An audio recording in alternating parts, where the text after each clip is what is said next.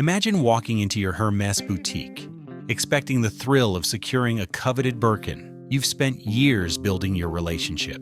You've purchased the scarves, the belts, the enamel bracelets. You've played the game perfectly. But something feels different today. The prices have jumped. Again. The waiting lists have lengthened, mysteriously, and whispers of a resale collapse are spreading across the collector world like wildfire through dry grass. For years, Hermès was untouchable, the pinnacle of luxury, the brand where every Birkin told a story of status, wealth, and taste, where owning one meant you'd arrived, where selling one meant profit was guaranteed. But today, that story is cracking. Once, a Birkin wasn't just a bag. It was a financial instrument, a legacy piece, a symbol of exclusivity so pure that even billionaires couldn't buy their way to the front of the line. Buyers would brag about wait lists. Collectors would flaunt appreciation percentages like stock. Portfolios? Secondary markets would make millionaires overnight. The Birkin was better than gold, more reliable than real estate. Now, owners are furious. Social media threads are ablaze with complaints. Private Facebook groups for Hermès collectors have turned into support groups for the betrayed. Some bags that were supposed to double in value are barely holding their retail price. The promise has broken. The dream has fractured. The guarantee has evaporated. How did these icons fall so fast? What caused the market to betray collectors and fans who invested not just money, but identity itself into these bags? And which models are holding the line versus collapsing under the weight of speculation, hype, and impossible expectations? We've analyzed 7 Hermès models, from Birkin to Bolide, and ranked them from worst to best in terms of owner betrayal and resale shock. Stick around, because what happened to number 1 will absolutely shock you. This is the unraveling of luxury's most sacred promise. 7. Birkin, the ultimate status symbol. Legendary craftsmanship, investment darling. The most coveted Hermès bag in existence. Named after Jane Birkin, perfected by generations of artisans, worshipped by collectors worldwide. For decades, the Birkin represented certainty in an uncertain world. Buy it at retail, flip it for double. Hold it for 5 years, triple your money. The mathematics of desire made perfect sense. Then the resale premium slumped. Premiums that once averaged 2.2 times retail are now averaging 1.4 times. Still profitable? Yes, but the trajectory has reversed. The promise has dimmed. Auction records show recent dips. Christie's and Sotheby's data reveals softer bidding. Secondary market pricing shows hesitation where there used to be hunger. Owners feel the betrayal deeply. They did everything right. They played by Hermès's rules. They spent years cultivating relationships with sales associates, purchasing items they didn't want just to prove loyalty. And now, the Holy Grail feels like a failed promise. A stock that split then slid. A chart-topping anthem that never actually hit number 1. The psychological impact is profound. These aren't just buyers, they're believers. They invested their identity into Hermès. They built their self-worth around exclusivity. When the Birkin stumbles, it's not just financial loss, it's identity collapse. Social media erupts with rage. I spent $30,000 building my purchase history for this? My Birkin is worth less than I paid after inflation. Hermès doesn't care about collectors anymore.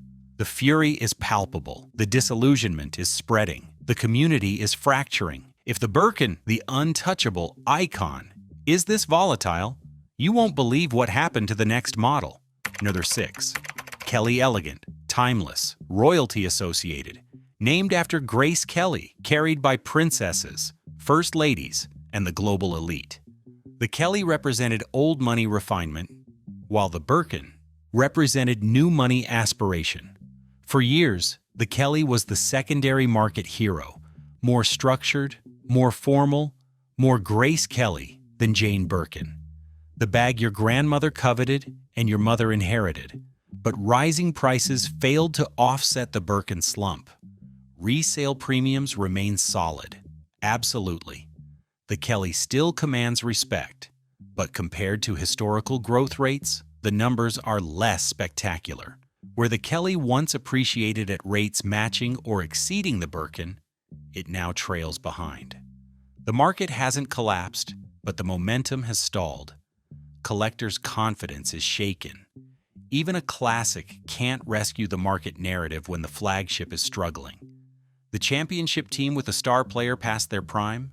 The Kelly still wins games, still fills seats, still matters, but the glory days feel distant. The record-breaking performances have plateaued. Historical data reveals the truth. Kelly prices from 2015 to 2020 showed consistent 15–20% annual appreciation. From 2020 to 2024, that number dropped to 8–12%.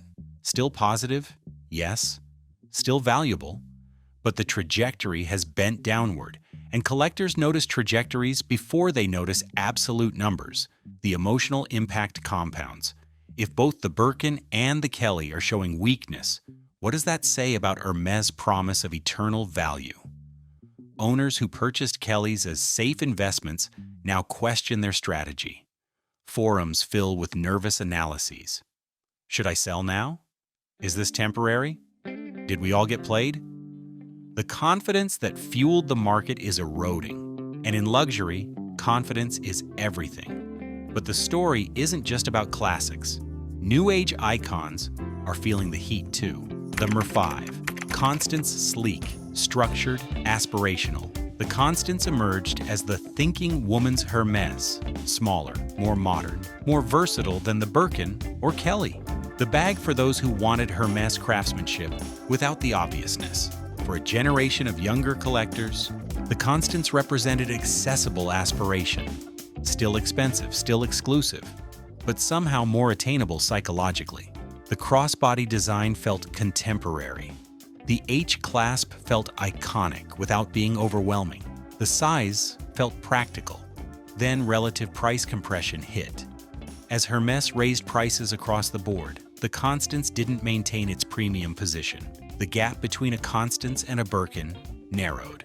Not because Birkins dropped, but because Constances rose while demand softened. Secondary market data shows softer demand than the older icons. The Constance holds value, absolutely, but it doesn't explode. It doesn't create bidding wars. It doesn't generate headlines. Collector enthusiasm is waning. The Constance was supposed to be the gateway drug, the entry point that led to Birkins and Kellys. Instead, it became a destination that didn't deliver the promised high, the indie hit that never became a classic single, beloved by those who know, respected by those who understand, but never breaking through to legendary status. The data tells the story. Constance bags purchased in 2018 for $8,000 now resell for $11,000, $12,000. Solid 40% appreciation over 6 years. But Birkins from the same period? They jumped 80–100% before the recent slump. The Constance couldn't keep pace, and collectors notice relative performance more than absolute returns. The psychological betrayal here is subtle, but real. Buyers who chose the Constance for its smart investment positioning now feel like they chose wrong. And now a bag once beloved for accessibility faces a different kind of disappointment. The Mer4, Evelyn casual, equestrian vibes, approachable Hermès. The Evelyn represented something radical, Hermès without the pretense. Perforated leather with the logo hidden inside. Crossbody practicality, reasonable-ish pricing. For entry-level Hermès buyers, the Evelyn was the dream. A way into the ecosystem without the six-figure investment or the years-long relationship building. My first Hermès stories often featured the Evelyn, the gateway bag, the introduction to the orange box, but it's been overshadowed by higher-tier models in every way that matters. Lower resale uplift, high production relative to demand, minimal mystique. The Evelyn holds value at retail or slightly above, but it never explodes. Entry-level owners feel let down. They entered the Hermès world expecting the magic to extend to every product. Instead, They discovered a hierarchy where some bags matter and others don't. The dependable sedan among sports cars. Reliable? Yes. Practical? Absolutely. But nobody brags about sedans. Nobody posts their sedan on Instagram with the caption, "Finally achieved my dream." The Evelyn serves a purpose, but that purpose isn't status elevation or investment appreciation. It's utility masquerading as luxury. Secondary market data reveals the harsh truth. Evelyn bags from 2015 selling in 2024 show 10–15% appreciation factor. In inflation, real returns are nearly zero. Owners who bought the Evelyn thinking all Hermès appreciates learned a painful lesson. Brand alone doesn't guarantee value. Scarcity matters. Desirability matters. Status matters. The Evelyn has none of these in sufficient quantities. Across every Hermès model we've examined, one truth connects them all. It's not just the bags themselves. It's not even Hermès's strategy or craftsmanship or heritage. It's the collision of market expectations and reality. Scarcity creates desire. We know this. Hermès perfected this. But when speculation enters, when bags become financial instruments, when collectors treat handbags like stocks, something fundamental breaks. The resale bubble didn't burst because Hermès failed. It strained because too many buyers entered the market viewing bags as investments rather than luxury goods. When the primary motivation shifts from "I want to carry this" to "I want to flip this," the entire ecosystem destabilizes. Hermès responded by raising prices, tightening allocations, making the game harder, and collectors felt betrayed. But here's the deeper truth. The brand's meticulous control couldn't prevent disappointment because the disappointment was inevitable. You cannot sustain exponential growth in a market built on finite scarcity. The math eventually stops working. The returns eventually normalize. The bubble eventually deflates. If you're deep into this breakdown, hit subscribe. We're only halfway through the Hermès unraveling, and what comes next reveals which models weathered the storm versus which ones exposed the fundamental cracks in luxury's investment narrative. Let's continue. The 3. Lindy Casual Luxury Crossover Favorite. The Lindy emerged during Hermès's experimental phase, a bag that could be handheld, shoulder-carried, or crossbody slung. Versatility wrapped in impeccable craftsmanship. For a subset of collectors, the Lindy represented Hermès evolving. Modern, without abandoning heritage. Practical without sacrificing luxury. The cult following grew slowly but devotedly. Lindy owners weren't chasing status. They were chasing functionality wrapped in prestige. But price climbs slowed momentum. As Hermès raised prices across all models, the Lindy couldn't justify its increases the way Birkins and Kellys could. The value proposition weakened. Solid mid-tier resale? Yes. Weaker hype than Birkin or Kelly? Absolutely. The Lindy exists in a strange middle ground. Too expensive to be accessible. Too practical to be aspirational. The cult following remains loyal, but it cannot cushion the losses elsewhere. When collectors panic about their Birkins, they don't find comfort in their Lindys. The cult film that never broke box office records, beloved by those who discovered it, defended passionately by its fans, but never achieving the commercial success or cultural penetration to matter in the broader conversation. Resale data shows the Lindy's dilemma. Purchased at $7,000 in 2017, reselling for $9,500 in 2024. A 35% increase over 7 years. Not terrible, but not exciting. The psychological impact? Lindy owners feel overlooked. Their bags are beautiful, functional, well-made, but the market doesn't care. Status requires recognition, and the Lindy doesn't generate recognition. They invested in what they thought was smart Hermès, only to discover the market rewards obviousness over subtlety. Meanwhile, a newer silhouette struggled to find its place in an increasingly skeptical market. Source 2. Halcyon Modern. Stylish, poised to become a classic. The Halcyon arrived with promise. Structured, architectural, professional. The bag for the woman who wanted Hermès credibility in the boardroom without carrying a Birkin.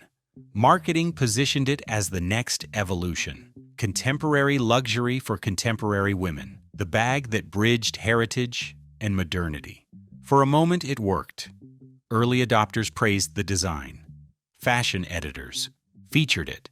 The Halzan seemed destined for icon status. Then market rotation away from contemporary shapes killed the momentum. Retail prices rose aggressively, Hermès' standard strategy, but secondary premiums lagged. The market wasn't buying the narrative. Buyers who purchased Halzans expecting appreciation found themselves holding bags worth retail or slightly below. The investment thesis collapsed. Owners became unsure if the Halzan would ever be a market hedge. The bag is beautiful. The craftsmanship is flawless. But beauty and quality don't guarantee value in a market driven by heritage and proven scarcity. The buzzy startup that never IPO'd. Everyone talked about its potential. Investors placed early bets, but when the moment came to prove its value, the market shrugged. The Halzan story reveals luxury's harsh truth. New models face immense skepticism in a market that worships heritage. Without decades of proven desirability, contemporary designs struggle to command premium resale. Secondary market data is brutal. Halzans purchased at $9,000 in 2020 now struggle to reach $8,000 in resale. Owners who bought into the next classic narrative now hold depreciating assets. The betrayal here is unique. These buyers believed Hermès' marketing. They trusted that the brand's endorsement guaranteed future value.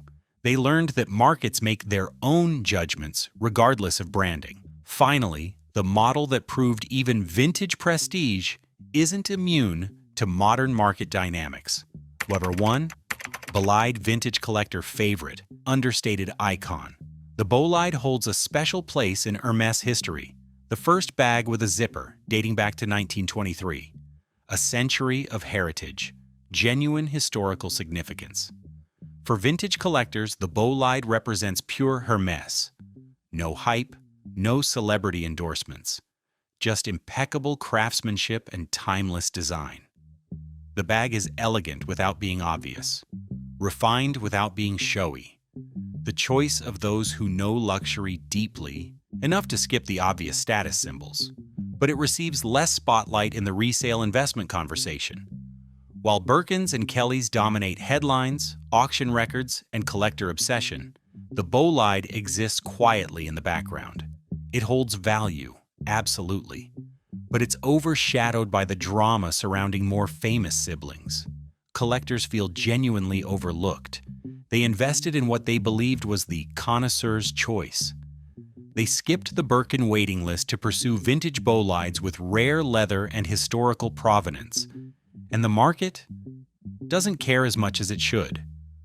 The cult classic that never made the awards list, critically acclaimed by those who understand, treasured by devoted fans, but never receiving the mainstream recognition or market validation it deserves. Resale data reveals the bolide's paradox. Vintage pieces in exotic leathers can command strong premiums, but standard bolides? They appreciate modestly, quietly, without fanfare.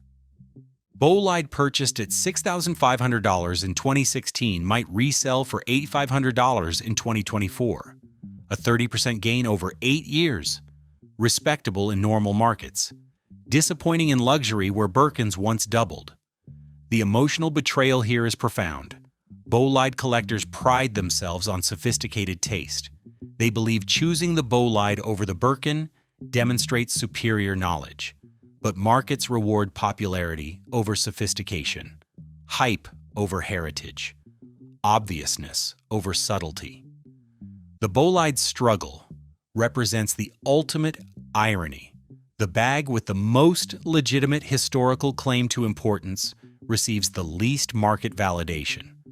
Owners who thought they were making the smartest choice, avoiding overhyped Birkins for genuine vintage icons, discovered that markets are popularity contests, not meritocracies. This ranking exposes a paradox at the very heart of luxury. Exclusivity is both the promise and the trap. Scarcity creates desire. Limited production drives demand. But when speculation enters, when bags become assets, when collectors treat Hermès like hedge funds, the entire system strains under impossible expectations. The betrayal owners feel isn't really about Hermès.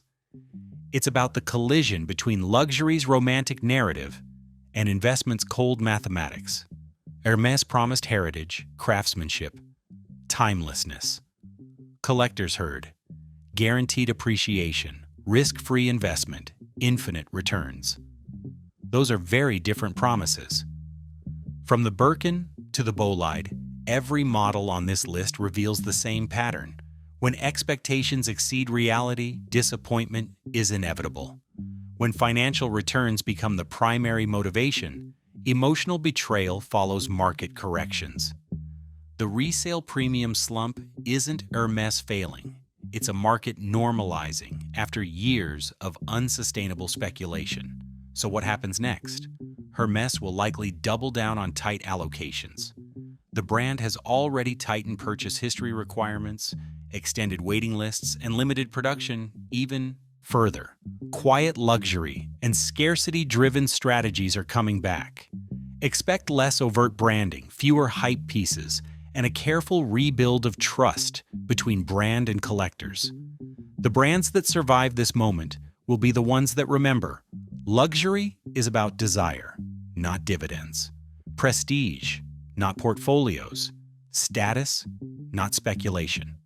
For collectors, the lesson is harsh but necessary. Buy what you love, not what you think will appreciate. The bags that bring joy, regardless of resale value, are the only ones that can't betray you. Everything else is just speculation dressed in leather and stitched with disappointment.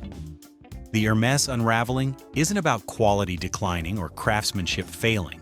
It's about markets maturing, bubbles deflating, and collectors learning that not everything beautiful is also profitable. If you want more deep dives into the world's most controversial luxury stories, from Hermès to Goyard and beyond, hit that notification bell and subscribe. Join us as we decode the status, scandal, and strategy of high fashion. Because luxury isn't just about what you carry, it's about what you understand. And right now, understanding the difference between investment and identity might be the most valuable luxury of all.